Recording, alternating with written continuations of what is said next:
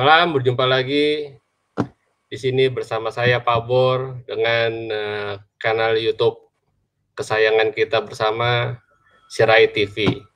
Nah, seperti biasa untuk malam ini kita akan membahas segala sesuatu yang berhubungan dengan dunia kerja ya. Untuk topik malam ini kita akan membahas cara menulis surat lamaran yang menarik. Bersama saya malam ini ditemani oleh biasa yang selalu setia ya menemani kita untuk berbagi ilmu, sharing-sharing tentang dunia kerja, yaitu Kak Kristi langsung dari Jerman, dari ENO Magazine. Malam Kris, apa kabar? Halo, selamat malam Pak Bor. Sehat?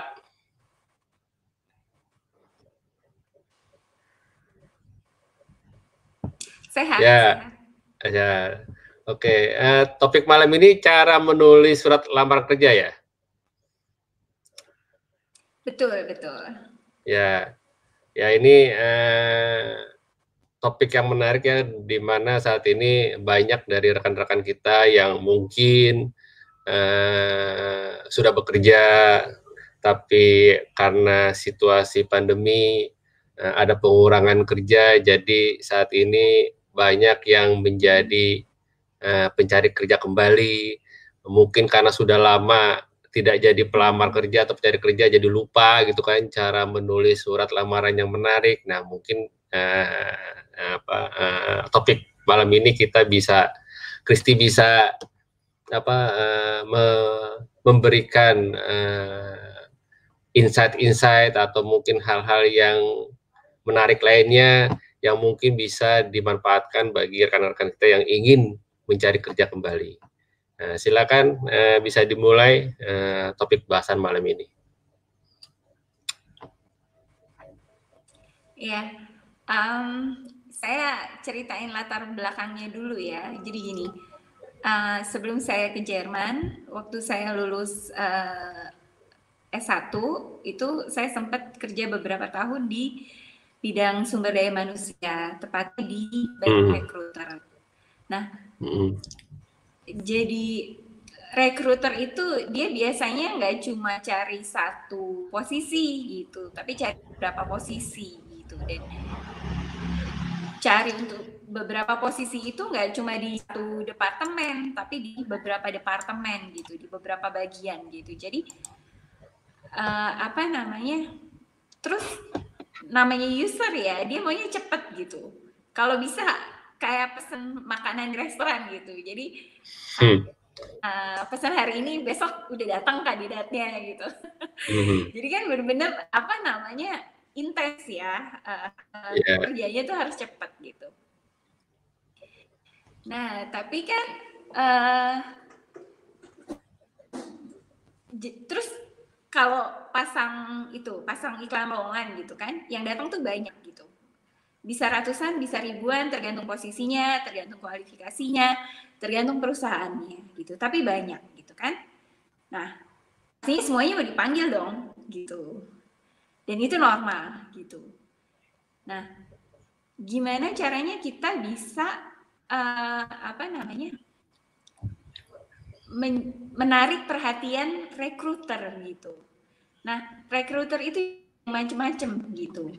Ada yang dia, kalau saya gitu, saya dulu nggak lihat surat lamaran, saya langsung lihat CV-nya. Karena orang Indonesia itu kan banyak yang cenderung nulis surat lamaran itu terlampir apa-apa, namanya ditulis juga di surat lamaran.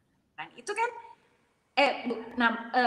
segala apa yang udah ditulis di CV ditulis juga di surat lamaran gitu kan, itu kan 2 kali gitu. Jadi saya pikir saya langsung lihat CV aja gitu. Tapi kan orang macam-macam. Ada orang yang dia pertama lihat surat lamaran dulu, kalau misalnya surat lamarannya oke gitu, baru dia ke CV gitu. Jadi kan orang macam-macam.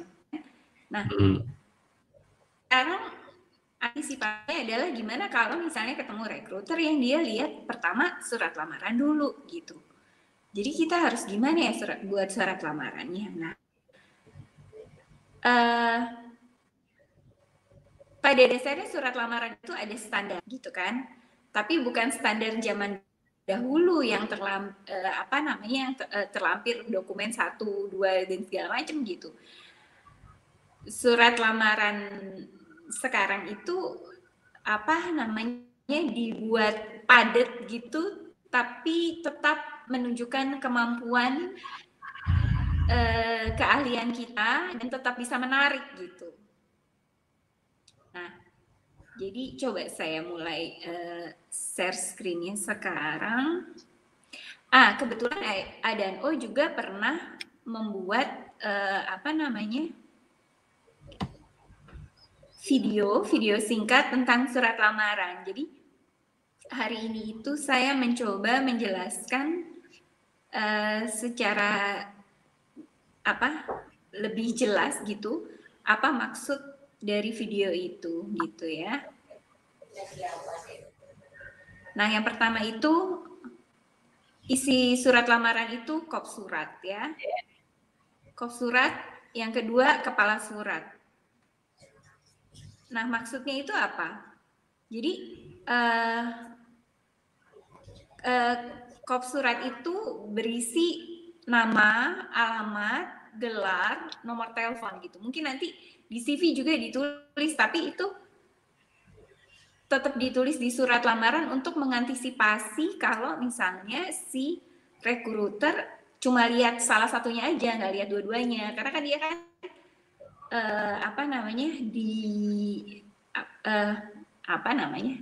digencet target ya, gitu. Jadi itu untuk mengantisipasi. Nah, yang kedua itu juga ditulis tanggal, gitu. Itu kayak surat resmi lainnya ya. Terus yang dicantumin itu juga nama perusahaan yang dituju sama jabatan. Kalau tahu jabatannya ditulis jabatannya, kalau tahu nama orang yang dituju tulis nama orangnya, misalnya HRD-nya namanya Bapak siapa atau Ibu siapa gitu, itu juga ditulis gitu. Jadi biar jelas gitu. Biar mereka juga tahu bahwa oh, Anda tuh telah menginvestasikan waktu gitu untuk membaca surat lamaran lebih teliti gitu. Kadang kan pelamar juga lowongannya apa gitu, ngelamarnya apa gitu. Kan ada juga kayak gitu. Jadi kalau misalnya kita menulis agak detail, berarti kita memberikan petunjuk bahwa kita memperhatikan gitu apa yang ditulis dalam lowongan kerja gitu. Terus selanjutnya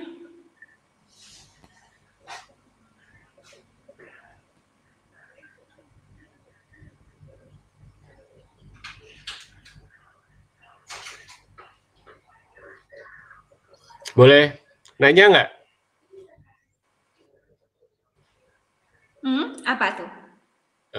Itu tadi kan awal ada bilang kop surat sama kepala surat ya? Kenapa? Bedanya apa ya? Kop surat kan kalau saya mikirnya kalau kop surat itu kalau di perusahaan kan ada, kalau dulu sih ya itu ada nama perusahaan sama jalan. Nah kalau sebagai pelamar kop suratnya apa ya? Yeah.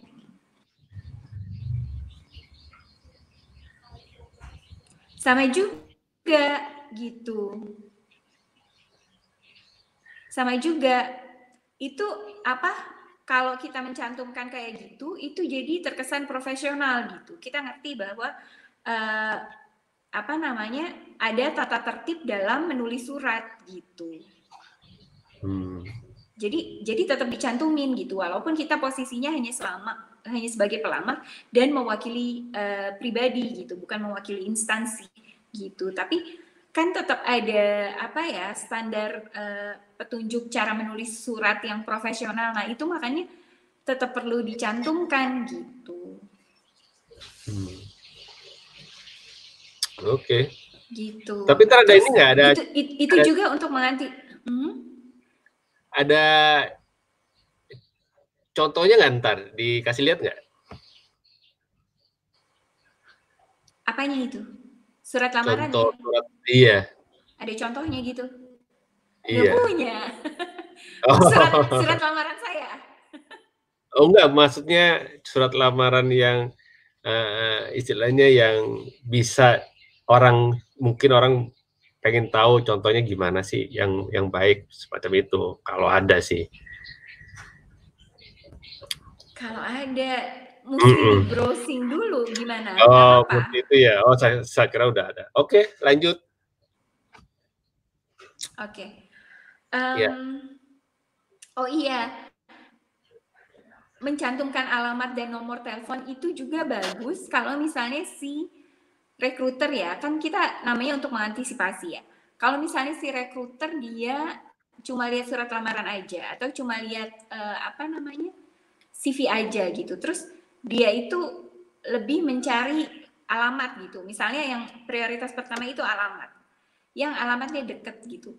Nah kalau kita udah mencantumkan di dua-duanya dan si rekruter cuma lihat salah satu, misalnya cuma lihat CV aja atau lihat surat lamaran aja, dan kita sudah mencantumkan alamat, jadi besar kemungkinan kita bisa dipanggil gitu. Itu juga makanya fungsinya ada keuntungannya gitu kalau mencantumkan alamat di dua bagian itu gitu.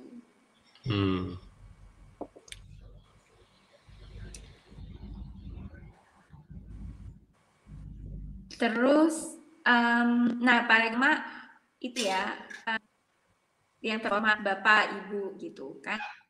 Oh iya, bisa juga mencantumkan hal gitu, tapi kadang kalau hal itu kan eh, jadi dua ya, karena kadang dicantumin hal itu udah dicantumin di apa namanya di kepala di email gitu, di email udah dicantumin hal melamar sebagai apa gitu kan, itu juga bisa. Nah di paragraf pertama itu dicantumin lagi, terus apa namanya dikasih tahu gitu kenapa saya melamar itu gitu. Itu juga bisa apa namanya membuat rekruter jadi tertarik gitu. Nah, paragraf kedua itu oh iya, posisi yang dilamar. Terus kalau misalnya posisi yang dilamar, misalnya membuka lowongan sales di Jakarta, Palembang, dan Bogor gitu. Nah kita pengennya cuma yang di Bogor, itu juga bisa dicantumin di apa paragraf pertama gitu. Jadi dengan ini saya menyampaikan bahwa saya ingin melamar sebagai sales untuk penempatan di wilayah Bogor dan sekitarnya misalnya. Jadi apa udah jelas gitu dari awal kita memposisikan diri seperti apa gitu. Jadi itu memudahkan rekruter gitu. Jadi kan karena mereka juga kan kerjanya tuh dikelompokin ya. Oh ini nanti buat Bogor, oh ini nanti buat apa gitu. Jadi itu memudahkan mereka juga gitu. Terus itu pengalaman kerja.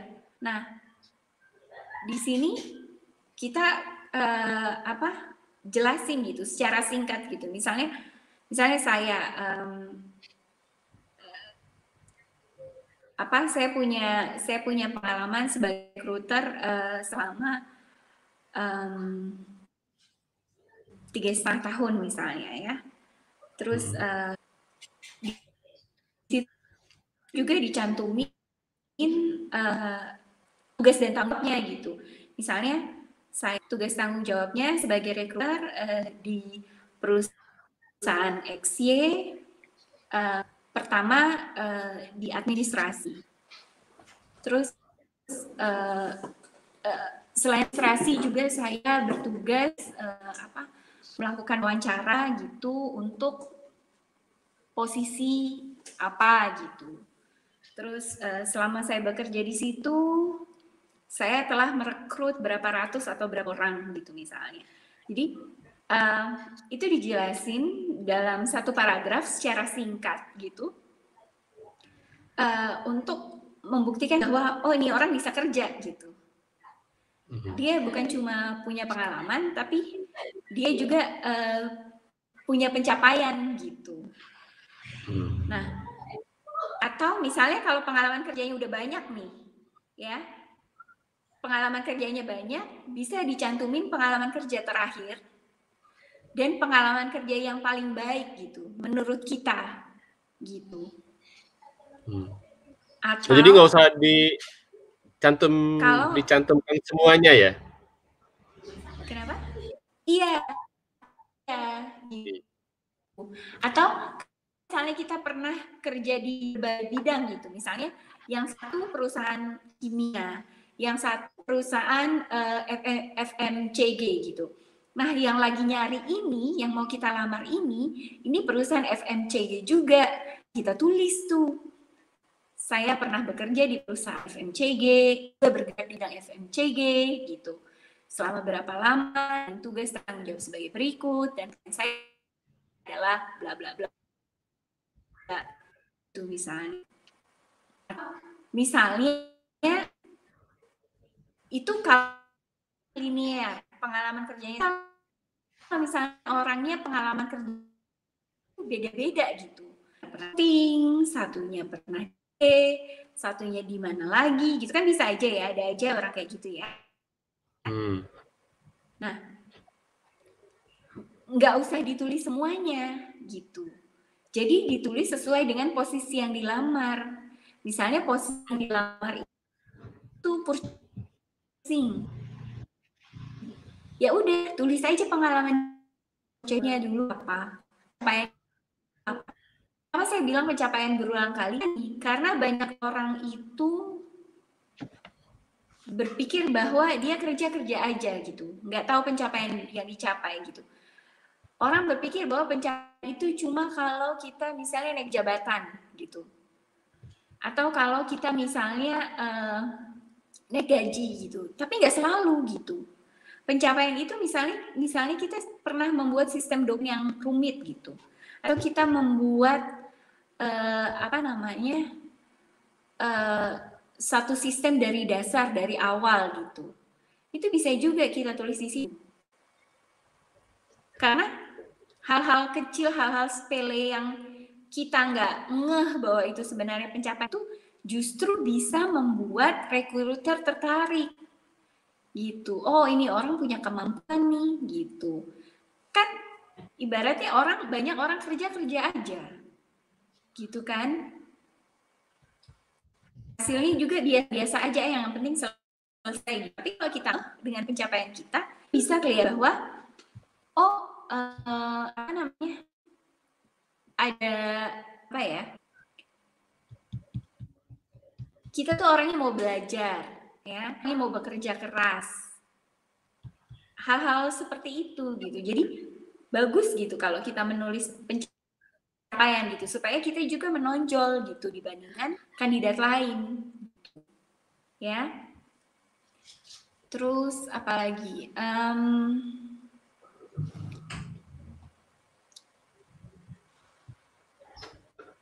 jadi lini sama lini. Nah, kalau misalnya gimana kalau misalnya nggak punya pengalaman kerja gitu, ada kan yang kayak gitu, banyak gitu kan, yang pelamar baru, nggak apa-apa gitu. Tulis misalnya kenapa berminat untuk melamar di posisi itu gitu. Saya punya keahlian apa gitu. Misalnya saya pernah ikut kursus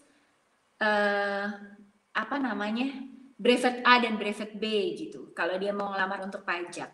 Atau saya pernah ikut kursus Microsoft Photoshop gitu misalnya, kalau dia mau desainer gitu. Jadi tonjolkan gitu kemampuannya apa gitu, apa sih yang bisa dikasih. Kan berarti kita lagi PDKT nih ya kan.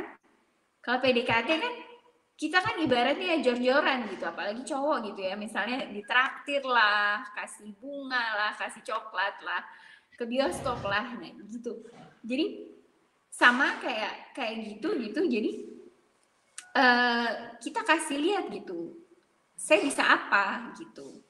Atau misalnya saya punya pengalaman di organisasi dan selama pengalaman organisasi itu saya sering dipilih ketua gitu misalnya.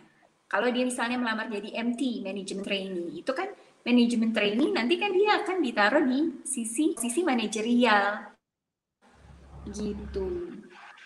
Jadi apapun yang mau dilamar, apapun latar belakang Anda, itu tonjolkan kemampuan Anda. Kemampuannya itu di mana? Gitu. Nah, dari situ jadi orang bisa tertarik gitu dengan Anda. Ya. Terus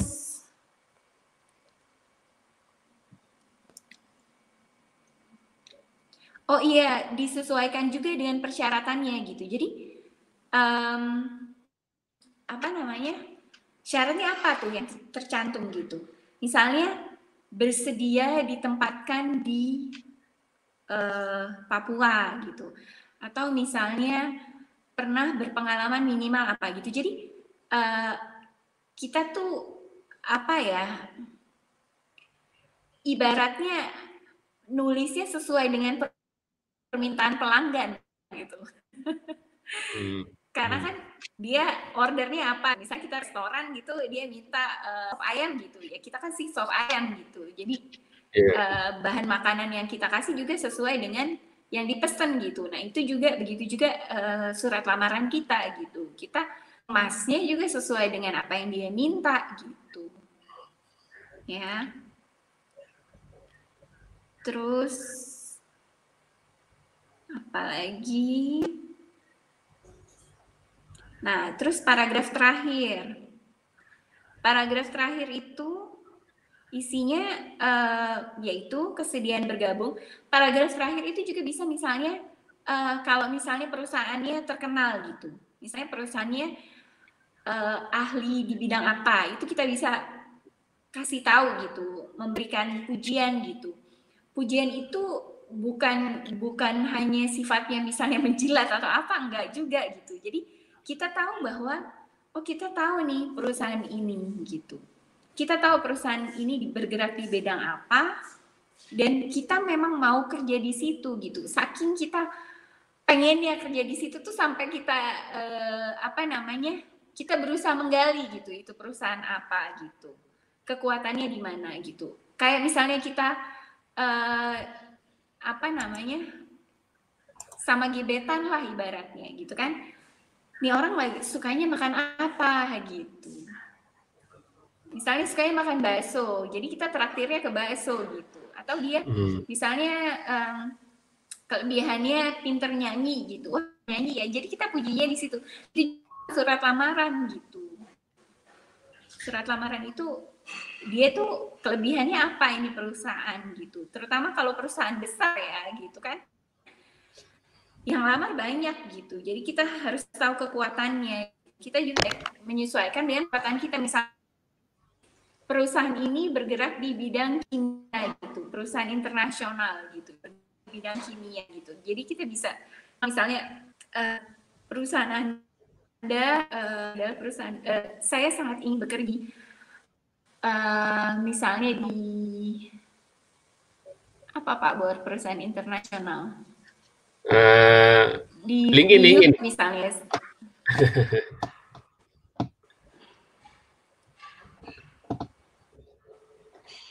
Nah, saya pengen bekerja di YouTube gitu, karena YouTube adalah perusahaan internasional, perusahaan media internasional yang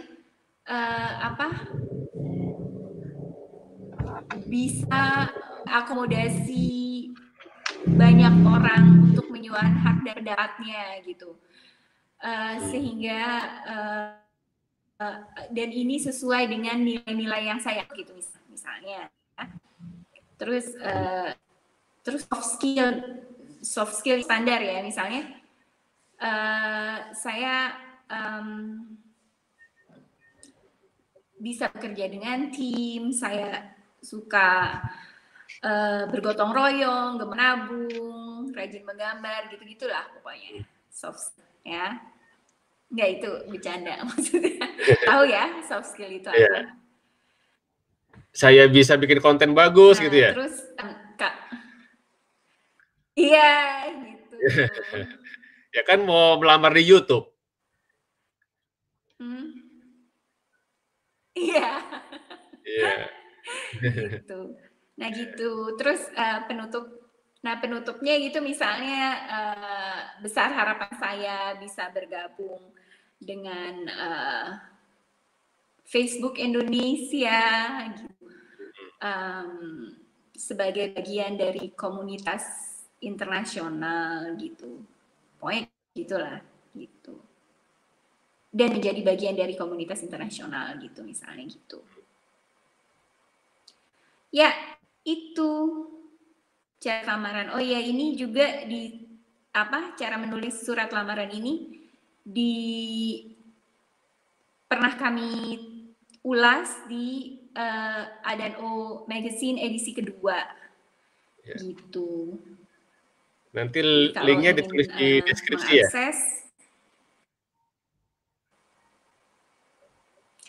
Iya, ini seperti yang tercantum di layar. Ya. Gitu. Jadi surat lamaran itu biasanya bikinnya selembar atau 2 lembar? Atau gimana bagusnya?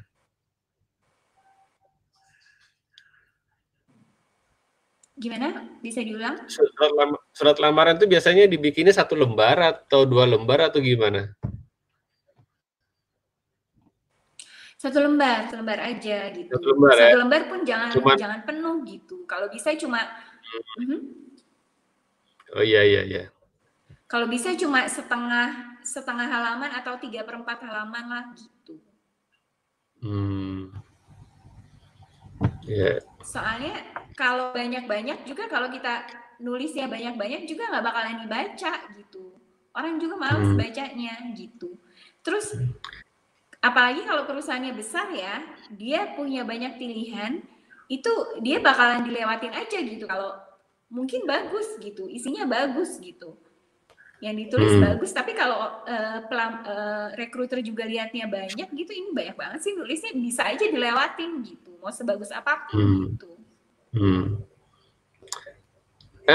Lebih bagus mana, nulis surat lamaran atau langsung ke CV? Tergantung. Jadi gini, misalnya kalau disuruhnya kirimnya per pos, itu bagusnya ada surat lamaran.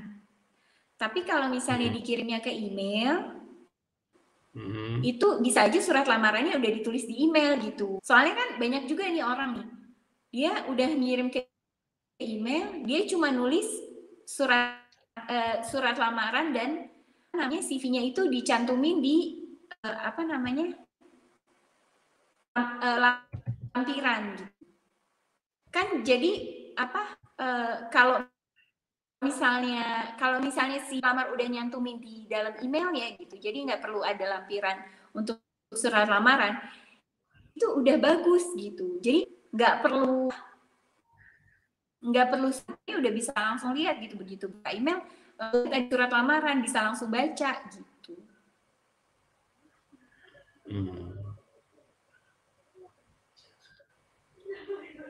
Jadi tergantung situ. Tetapi kelihatannya sih kalau sekarang ya jarang yang pakai pos ya, Chris. Setahu saya sih. Surat lamaran? Maksudnya orang kalau melamar kerja itu jarang yang kirim pakai pos gitu loh. Biasanya pakai email. Pakai pos zaman dulu sih masih banyak yang pakai pos. Oh iya, zaman dulu iya. Kalau sekarang udah banyak yang pakai email. Iya. Berarti yang sekarang itu apa masih penting nggak itu nulis surat lamaran? Kan karena kebanyakan orang kirimnya pakai email.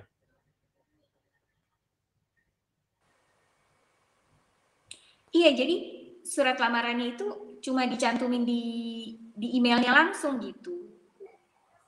Jadi Oh, iya ya, nggak paham, pakai paham, paham. lampiran gitu. Oh, paham, paham. Jadi yang surat lamarannya di Gitu. email apa, pakai email itu yang di emailnya ya?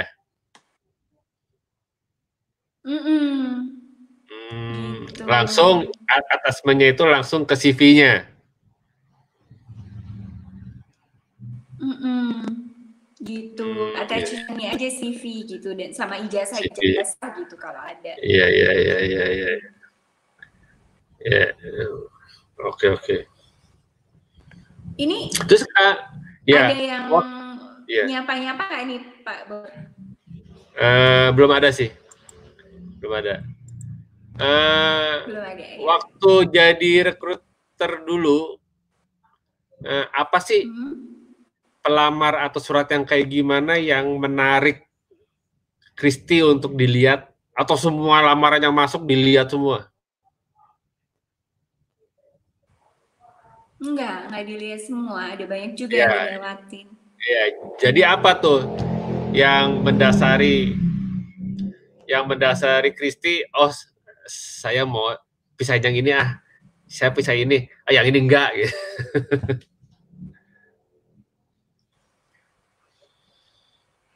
Ya itu masalahnya kalau dulu saya langsung lihat CV-nya gitu. Terutama karena orang Indonesia kan ada tuh contoh-contoh di internet itu. Dia kan nulisnya bersamaan dengan surat ini saya melampirkan gitu-gitu.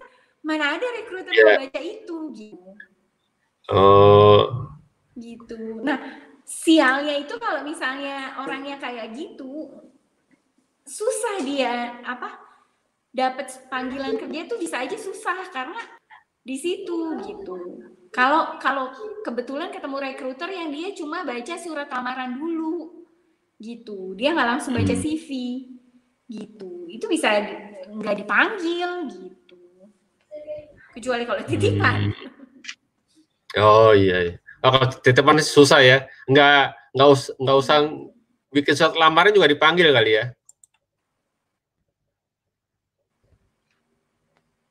Kenapa? Iya, kalau titipan kayak begitu nggak usah bikin surat lamaran juga pasti dipanggil.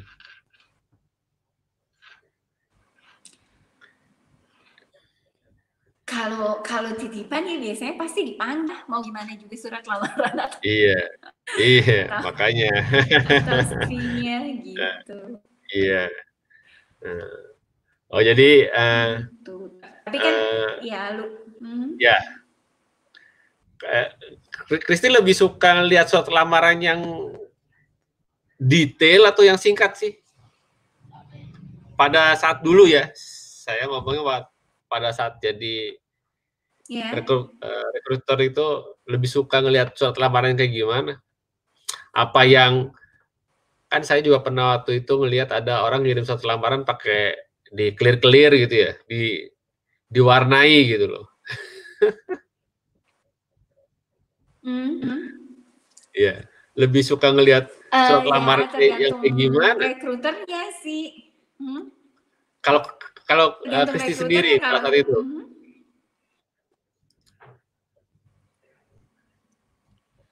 yang pasti tuh kalau warna-warni atau desainnya menarik itu pasti langsung buat orang tertarik ya. Dan pasti baca gitu. Tapi Oh dipanggil gitu. juga belum tentu. Iya, iya, iya. Iya. Iya, Karena kan iya, iya. isinya apa dulu gitu. Iya, Kecuali iya, iya. tergantung posisinya juga, misalnya posisi yang dilamar itu fotografer atau desainer Oh atau iya, iya, iya. content writer, pokoknya yang Iya, bidang-bidang iya. kreatif itu bisa gitu. Oh iya, iya, Tapi iya. kalau Iya, misalnya dia iya. ngelamar jadi akuntan atau jadi pokoknya nggak berhubungan dengan kreatif gitu, misalnya kerja di lab atau apa gitu ya, belum tentu gitu. Iya, iya. Nggak Iya, ngaruh, bisa aja juga iya, betul, betul. gitu. Oke. Ya, terus kalau soal foto segala macam dicantuminya di CV ya? Atau di surat lamaran? Atau perlu dicantumkan? Bisa Foto aja diri. foto bisa dicantumin di Hmm. foto bisa dicantumin di kop suratnya. Jadi misalnya di paling kanan itu ada fotonya, terus sebelah kiri itu ada apa namanya, nama, alamat, nomor telepon gitu. Jadi ujung satu dan ujung lain gitu. Oh, iya. Terus lebih bagus ditulis tangan atau diketik? Soalnya kan ada rekruter yang bisa membaca karakter lewat tulisan tangan kan ya, kalau nggak salah.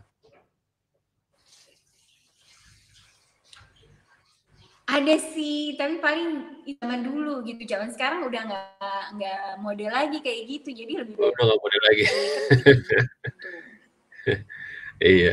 Kalau Udah. dia mau analisa tulisan tangan, kenapa? Iya, iya. Ya. Iya, Kalau dilanjut. dia mau Please. analisa tulisan tangan, itu kenapa? Iya, iya, iya. Kalau dia mau analisa tulisan tangan itu biasanya lebih kalau dia udah dipanggil wawancara gitu. Jadi tulisan tangannya tuh sebagai bentuk kayak tes psikologi gitulah. Gitu. Berarti soalnya tulisan tangan saya kan nggak bagus lah, acak-acakan gitu. Itu biasanya menandakan apa ya? Biasanya saya kalau dari tulisan tangan kelihatannya sih nggak pernah lolos dah.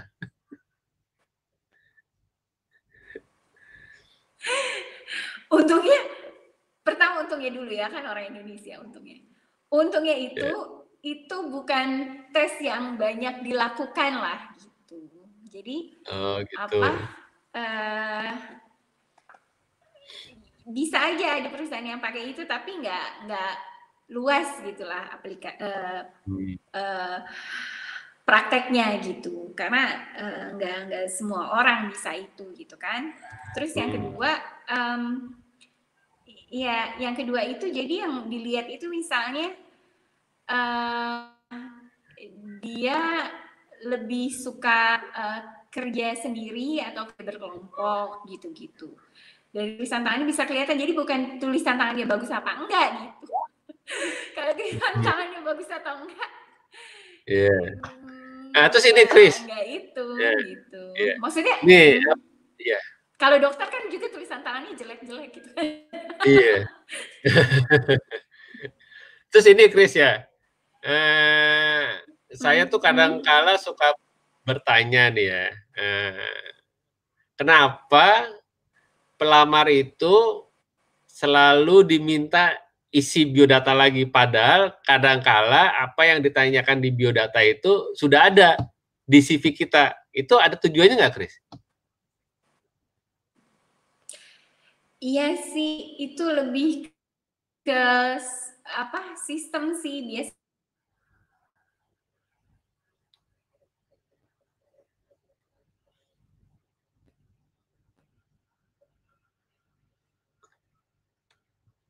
Ya, halo Chris. Wah, kelihatannya ada gangguan teknis nih.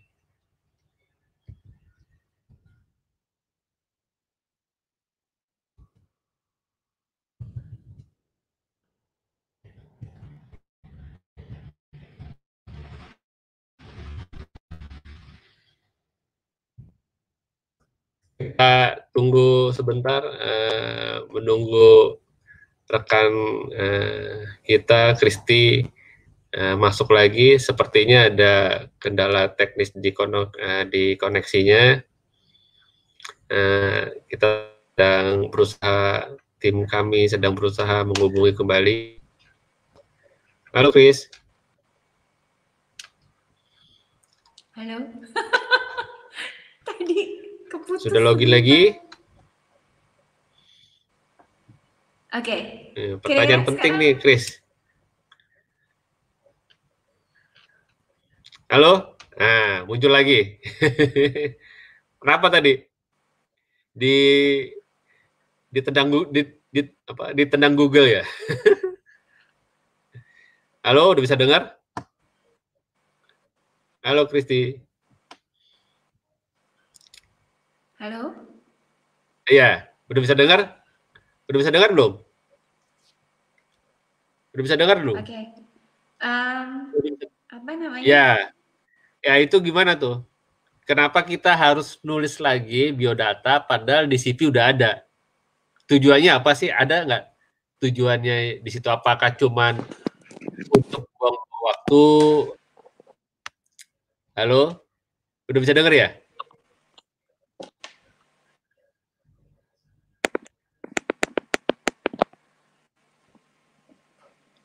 Halo Kristi, bisa dengar? Ya, gimana bisa Ya, diukur? ya. Jadi kan sering tuh saya kalau mamanya melamar pekerjaan tuh ya, setelah dipanggil, saya disuruh ngisi biodata gitu. Di mana pertanyaan biodata itu kebanyakan sebagian besar lah, hampir Ya. 80-90% itu ya pertanyaan itu sama di CV gitu loh. Itu kan istilahnya kan ya buang-buang waktu aja, kenapa tidak langsung dipanggil, langsung interview gitu loh, ngapain harus ngisi biodata lagi. Itu tujuannya apa tuh? Ada tujuannya nggak maksudnya? Nah, jadi gini. Ya. Ya silakan. Ya, jadi gini. Perusahaan itu punya apa? ISO ya. Jadi itu sertifikat gitu. Biar syarat juga deh untuk banyak hal gitu. Misalnya standar sistem organisasi, ada standar apa namanya, kesehatan gitu. Jadi macam-macam. Nah, di ISO itu karena dia harus terstandarisasi, itu dia mesti apa yang bisa jadi standar baku untuk semua orang gitu. Termasuk ketika rekrutmen. Jadi orang udah ada CV, ngisi formulir ini lagi supaya ada standar bakunya gitu.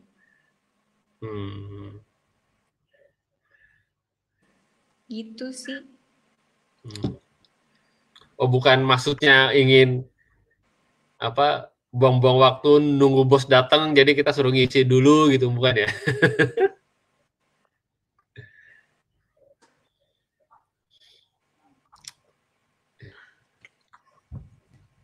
Suaranya putus-putus. Oh, putus ya. Oke deh. Lanjut, Iya. ada lagi yang mau disampaikan, Chris? Kayaknya udah sih, itu aja. Oke. Ada yang nyapa-nyapa nggak, Pak Bor? Sepertinya di sini tidak ada. Jadi kalau ada lagi yang mau disampaikan, kalau misalnya tidak ada, kelihatannya juga sudah cukup gitu ya. Topik minggu depan rencananya apa, Chris? Surat lamaran, CV.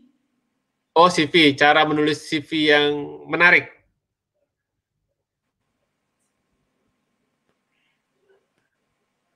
Oke.